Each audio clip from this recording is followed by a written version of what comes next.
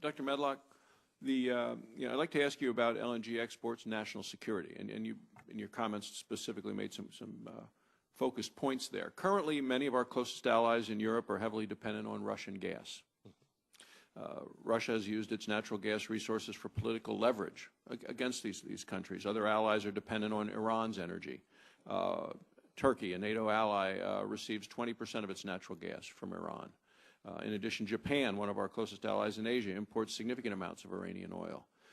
I've introduced bipartisan legislation, which is not always that common here in Capitol, bipartisan legislation to expedite LNG exports to our NATO allies, to Japan and to others.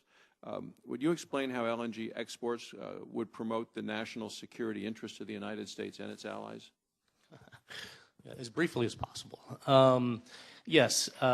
In fact, one of the... No, we can go until somebody else shows up. Sounds good to me. Go right ahead. Have some fun. Well, in a nutshell, and you've already seen a microcosm of markets changing within Europe alone since what's happened with shale in North America started to happen. In particular, you had players that were invested all the way to the upstream end to bring natural gas in the form of LNG to the United States that were investing very heavily throughout the value chain to do that. And as soon as shale took off in North America, those supplies basically had to find a place to go. And the first point they were actually directed to was Europe. And what that did, it created pressure on the existing pricing paradigms, the existing contractual relationships between large buyers in Europe and Russians, in particular Gazprom. What that has basically led to is a destruction of the pre-existing pricing paradigm, which was one of oil indexation. Now what you've actually seen is Gazprom relent to a lot of their major buyers in Europe and actually allow an element of spot indexation in their pricing structures. And what that tells you is that when you add liquidity to a market, you change a lot. And what that means is it begins to challenge the revenue streams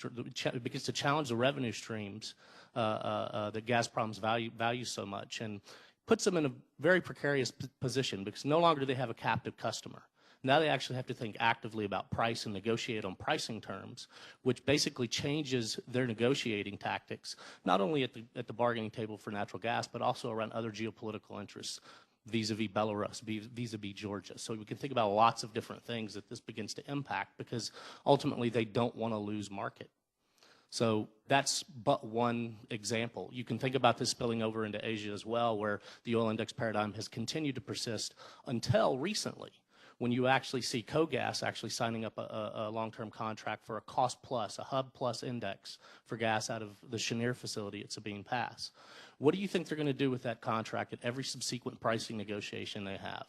They're going to walk in, they're going to put it on the table and say, look, I want a gas index deal because I've got one and I've got a line of suppliers willing to provide it to me.